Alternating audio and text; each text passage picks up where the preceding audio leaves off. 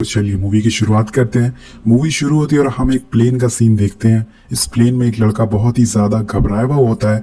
उसको घबराता हुआ देखकर उसके साथ वाली पैसेंजर उससे पूछती है कि वो इतना टेंशन में क्यों है, जिस पर वो बताता है कि 7 दिन पहले वो एक लड़की से मिला था जिसने उसे एक वीडियो भेजी थी और उस वीडियो को देखने के बाद उसे एक कॉल आया। उस कॉल में एक लड़की ने उसे बताया कि 7 दिन में उसकी मौत हो जाएगी और अब 7 दिन होने में सिर्फ 5 मिनट बाकी है। ये बोलते ही वो भागकर वॉशरूम में जाता है क्योंकि उसकी नाक से खून आना चालू हो गया था।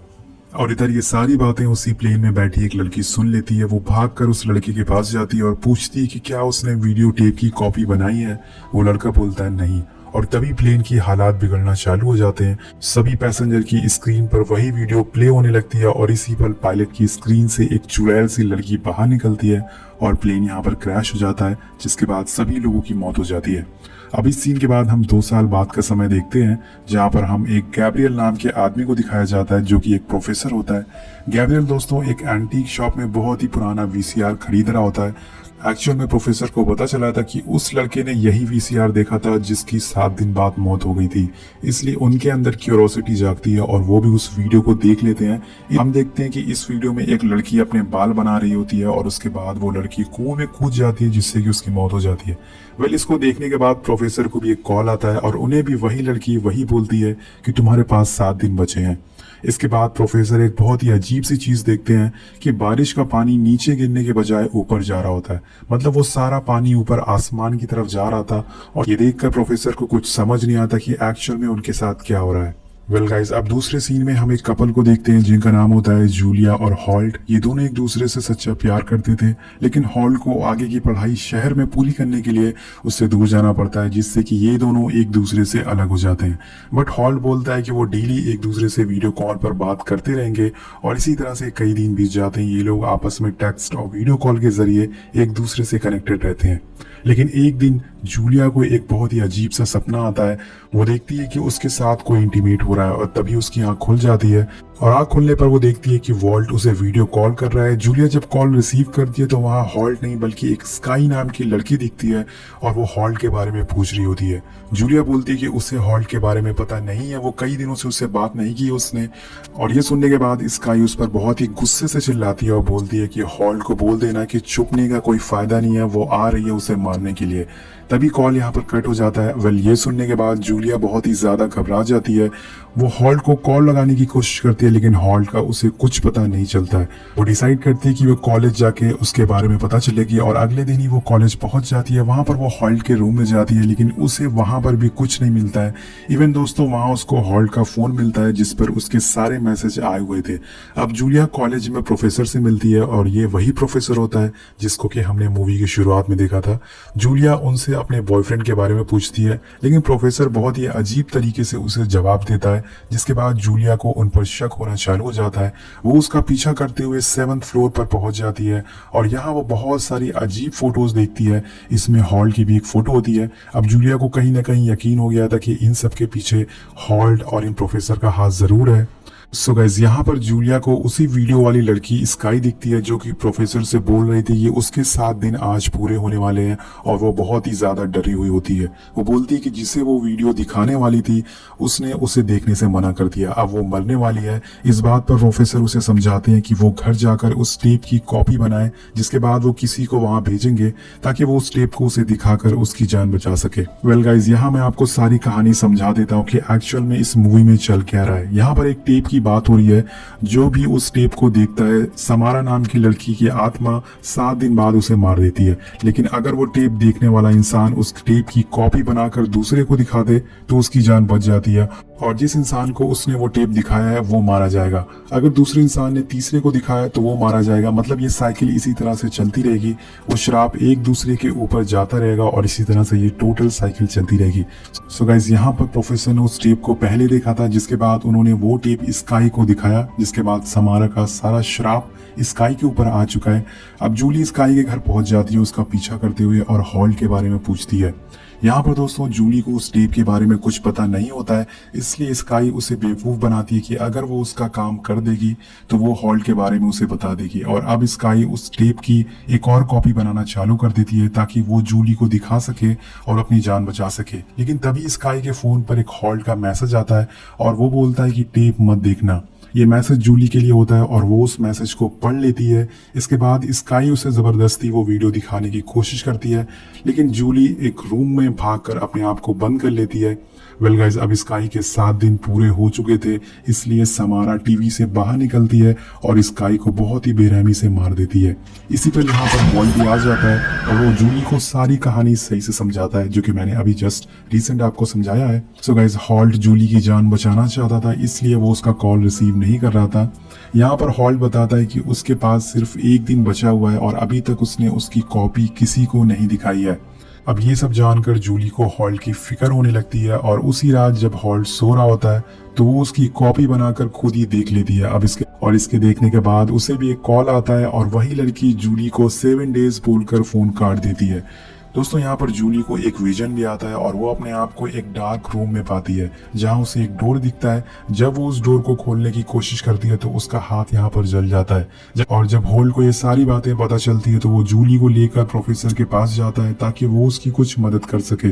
तो गाइज, यहाँ पर प्रोफेसर इस टेप के बारे में रिसर्च कर रहे होते हैं कि ऐसा क्यों हो रहा है कि लोग को इस टेप के देखने के बाद मारा जा रहा है, लेकिन अभी तक उन्हें इसके बारे में कुछ खास पता नहीं चला है। सो अब वो जूली को भी वही बोलते हैं कि वो इस टेप की कॉपी बनाकर किसी को दिखाए ताकि उसका श्राप किसी और पर चला जाए। जब जूली इस वीडियो की कॉपी बनाने लगती है तो यहाँ पर एक बहुत ही बड़ी समस्या आ जाती है। तो यहाँ पर इस वीडियो का साइज पिछली वाली वीडियो से बड़ी हो चुकी थी, इसलिए इसकी कॉपी नहीं बन पाती है। और ऐसा इसलिए होता है क्योंकि इस वीडियो में कुछ फुटेज अपने आप जुड़ गए थे। इसके बाद जूलिया उस वीडियो को अकेले दोबारा देखती है ताकि वो जान सके कि क्या क्या चीजें उसमें जुड़ी है। यहाँ उसे एक चर्च, एक पानी से भरा ग्रेवयार्ड, एक लड़की और एक जली हुई बॉडी दिखती है। ये सारी चीजें उसे दिखती है। इसके बाद जूली को वही चर्च का फोटो दीवार पर दिखता है और प्रोफेसर बताते हैं कि ये चर्च सैक्रेमेंट वैली में है जहाँ समारा को दफनाया गया था। अब ये लोग सैक्रेमेंट वैली जाने की सोचते हैं जहां पर समारा के बारे में और जानकारी इन्हें मिल सके। प्रोफेसर इन्हें अपनी सारी रिसर्च दे देता है जो कि समारे के बारे में होती है और उसके हाथ में जो जला हुआ निशान था उसका एक स्कैन लेकर अपने पास रख लेता है ताकि उसके बारे में और जानकारी पता कर सके। अब रास्ते में जूली प्रोफेसर की सारी रिसर्च पढ़ना चालू कर देती है जहां हमें समारा की कहानी पता चलती है कि समारा बचपन में अनाथ थी, किसी को नहीं पता था कि उसके माँ बाप कौन है, कहाँ से आए हैं। उसके बड़े होने पर लोगों को पता चलने लगा कि उसके साथ कोई शैतानी शक्ति जुड़ी है और बहुत सारे लोगों ने उसे मारने की कोशिश करी। वो बाकी नॉर्मल लड़कियों की तरह नहीं थी और ये जानने के बाद उन लोगों ने उसे कुएं में डुबाकर मारने की कोशिश करी, लेकिन समारा 7 दिन तक उसी कुएं में जिंदा रही और सालों बाद उन्हें समारा की लाश मिली जिसे लेकर वो यहाँ पर सैक्रेमेंट वैली में आए और यहाँ पर इन्होंने दफना दिया। अब रास्ते में समारा को एक लेडी दिखती है जिसे उसने उस टेप में देखा था। सो फाइनली दोस्तों ये लोग सैक्रेमेंट वैली पहुंच जाते हैं और यहाँ पर होटल में स्टे लेते हैं। इस होटल में जूली को एक फोटो दिखती है जिसमें वही लेडी होती है जिसे उसने रोड पर देखा था। वो होटल की ओनर से इसके बारे में पूछती है। उसका नाम एवलिन बताती है। दोस्तों, एवलिन कोई और नहीं बल्कि समारा की मॉम होती है। अब एवलिन के बारे में यहाँ पर कोई भी बात नहीं करता है, ऐसा श्राप माना जाता है। अब अगले दिन फ्रेश होकर ये लोग चर्च पहुंचते हैं जिसे जूलिया ने उस टेप में देखा था। अब चर्च में आने के बाद जूलिया को यहाँ पर एक कब्रिस्तान दिखता है। ये वही कब्रिस्तान होता है जहाँ पर समारा को दफनाया गया था। इनको यहाँ पर समारा की कब्र भी मिल जाती है, लेकिन उसे खोलने पर समारा की बॉडी यहाँ पर नहीं होती है। अब जूली उस कब्र के अंदर जाती है और यहाँ उसे कुछ लिखा हुआ मिलता है। यहाँ पर समारा ने लिखा था कि जूली, मैं तुम्हें ढूंढ लूंगी। वेल गाइस, ये पढ़ते ही वो कब्र बंद हो जाती है और जूली को फिर से एक विजन आता है जहां उसके हाथ को चेन से बांध दिया जाता है और उसे कोई अपनी तरफ खींच रहा होता है और इसी पर हॉल्ट उसे कब्र से बाहर खींच लेता है, जिसके बाद वो विजन से बाहर आती है। और ये सारी चीजें करते हुए इन्हें एक आदमी देख लेता है जो कि इन दोनों को लेकर एक अंधे आदमी के पास ले जाता है और ये आदमी और ये अंधा आदमी इस कब्रिस्तान की देख रेख करता था। वेल गाइस, इस आदमी का नाम गैलन बर्क होता है। तो गाइस, यहाँ पर बर्क बताता है कि कुछ सालों पहले चर्च का एक प्रीस्ट समार की बॉडी लेकर यहाँ पर आया था और यहाँ पर कोई भी नहीं चाहता था कि उसको यहाँ पर दफना जाए, लेकिन उस प्रीस्ट ने किसी की बात नहीं मानी और उसे यहीं पर पर दफना दिया। लेकिन कुछ समय बाद हमें इसका बहुत ही बुरा अंजाम झेलना पड़ा। उसकी वजह से हमारे शहर में बाढ़ आना चालू हो गई। इसीलिए उसी प्रीस्ट ने समारा की बॉडी शहर के दूसरी जगह पर दफना दिया। तो अब ये सारी बातें सुनने के बाद ये होटल वापस आने लगते हैं, लेकिन रास्ते में इन्हें एक कार का हादसा दिखता है। जब जूली उसके पास जाती है तो वो कोई और नहीं बल्कि प्रोफेसर होते हैं। जी हाँ दोस्तों, प्रोफेसर की कार का हादसा हो गया था। एक्चुअल में प्रोफेसर ने जूली के हाथ के निशान के बारे में पता लगा लिया था और वो वही बताने के लिए इनके पास आ रहे थे, लेकिन रास्ते में उनके ऊपर एक पेड़ गिर जाता है जिससे कि वो मारे जाते हैं। अब रात में हॉल्ट खाना लेने के लिए होटल के बाहर जाता है और इसी का फायदा उठाकर जूली उस चर्च में छुप कर घुस जाती है ताकि वो और छानबीन कर सके। जूली को यहाँ पर एक सीक्रेट बेसमेंट मिलता है जहाँ समारा की मॉम एवलिन को बंदी बनाकर रखा गया था। इसे बंदी बनाने वाला कोई और नहीं बल्कि चर्च का पादरी होता है और इसी कैद में रहते हुए एवलिन प्रेग्नेंट हो गई थी। मतलब कि जो आदमी इस चर्च का पादरी होता है वही समारा का बाप होता है। मौका देखकर कुछ महीने बाद समारा की मॉम यहाँ से भाग गई थी। अब दूसरी साइड होटल की ओनर हॉल्ट को बताती है कि समारा की मॉम 30 साल पहले कहीं गायब हो गई थी यहाँ पर, और शहर के लोगों को मानना था कि उसका अफेयर चर्च के पादरी के साथ चल रहा था।